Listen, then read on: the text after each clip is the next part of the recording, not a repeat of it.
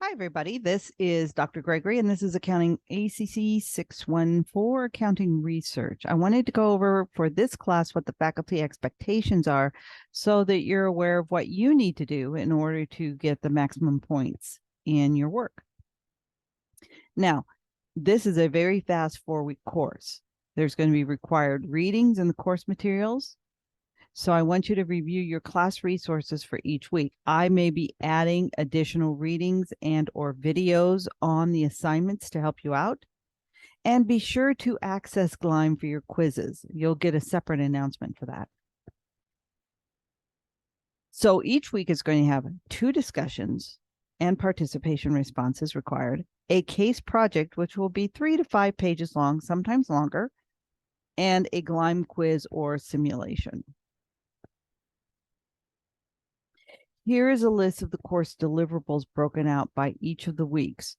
You see that we have topics such as accounting research, basic accounting research, research regarding taxation, research on auditing and fraud, and research using an SEC 10K report on financial analysis and evaluation.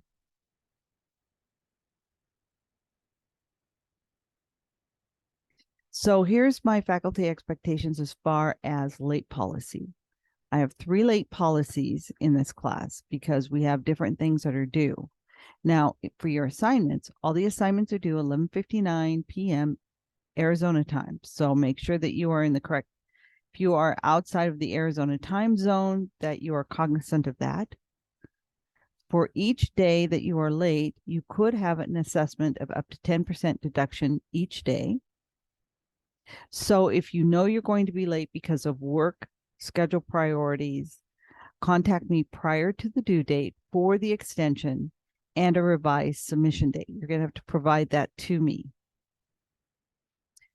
Now, the late policies for discussions are a little bit different. Initial posts are due each week, and you have 2 initial posts plus your participation. So see your calendar for the D1 and DQ2 deadlines for each week that you have. Substantive replies are required throughout the week, ending Wednesday of the course week. Try not to have all of your replies on the same day of the week.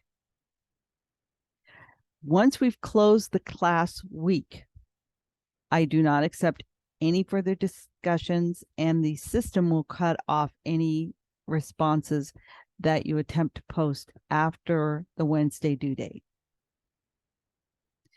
Now, the late policy regarding quizzes is fairly simple. Quizzes cannot be submitted after the due date without prior permission. So if you expect that due to, again, work priorities or emergencies, you're not going to be able to get your quiz completed on time, or you are having a technical issue, please reach out and contact me immediately.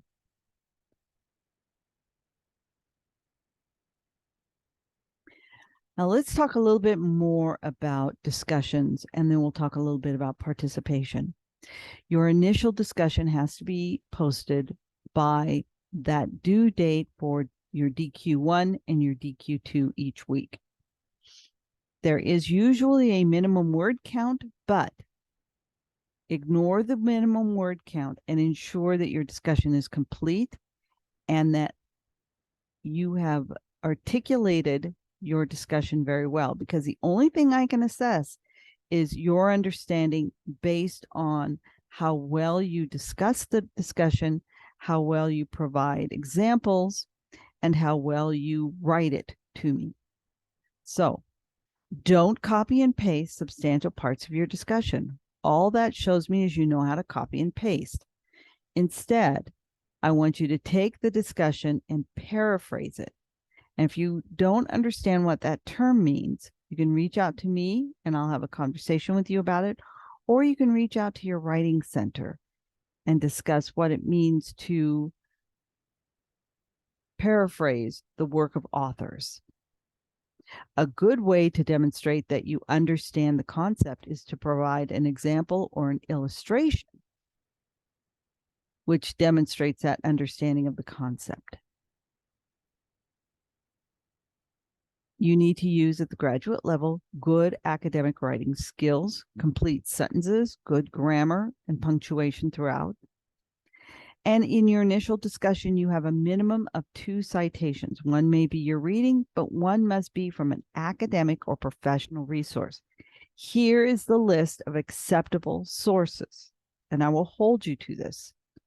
For example, peer-reviewed journals, the Journal of Accountancy, the CPA Journal, Horizons, industry journals and or websites such as the ACFE Fraud Magazine, the Association of Certified Fraud Examiners, the Corporate Finance Institute, CPA firm sites, and the Institute of Internal Auditors. Be sure you use your standards. If you are saying that we must be following GAAP or we must be following GASB, FASB, AICPA, IFRS, IRS rules, be sure that you include those as your sources. You can use business type journals such as Bloomberg Magazine, Reuters, financial or tax magazines.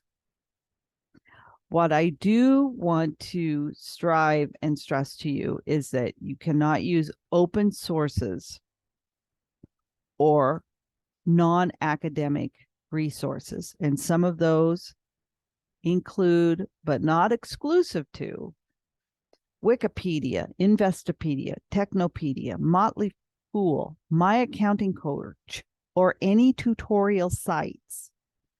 Chegg.com, CourseHero.com, Cron.com, which is the Houston Chronicle, and any blogs. So if you are in doubt, please shoot me a message and say, is this what I'm about to cite acceptable? And I will let you know.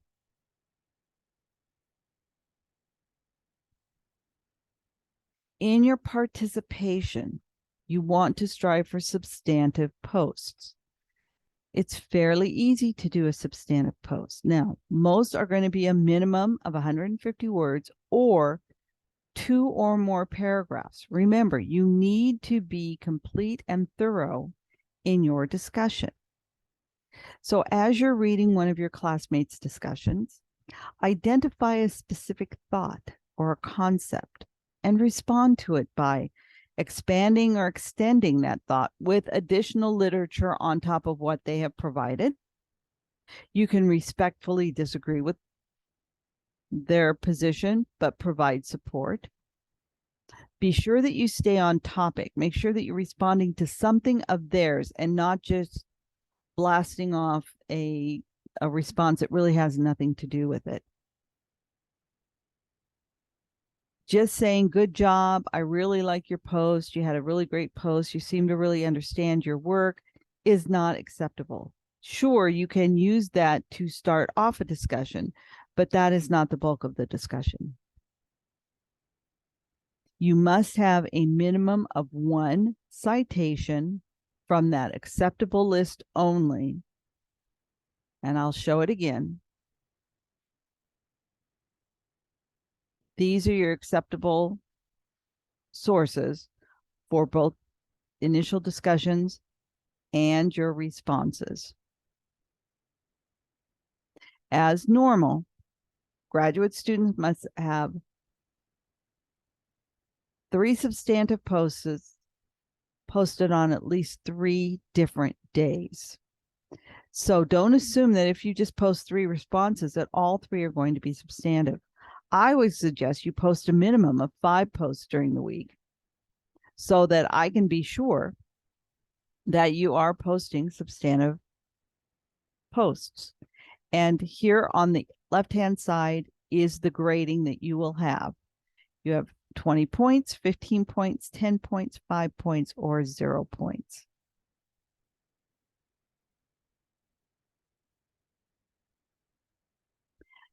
Now our expectations. What I expect from you is to participate from day 1. Ask questions. This is new material. You are in a new area of research that you probably have not done before. So for the good of the class, for the good of yourself, please reach out and ask questions. Read all of the materials and watch all of the videos. And even if you get a good score on your work, read my feedback if I provide it, because that will help you to continue to improve over the course. And finally, this is a research area. So you're going to be research various topics, various scenarios, and various companies. So be curious about it. Now, what you're going to be able to expect from me is I'm going to be available multiple ways: email, phone, and through Calendly. I will respond to you within 24 hours. Even if I don't have the answer, I will let you know I'm working on it.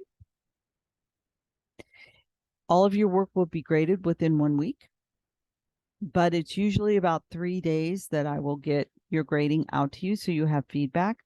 And as far as feedback, I will provide you a lot of feedback. So please read it. It's for your benefit to improve not only in this class, but further along in your journey. And know that I'm going to support you and help you to succeed.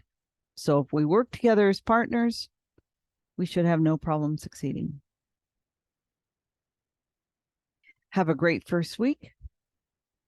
Be sure to look at your syllabus and all of your requirements in Calendly. Let me know if you have any questions, and I will see you in the course room.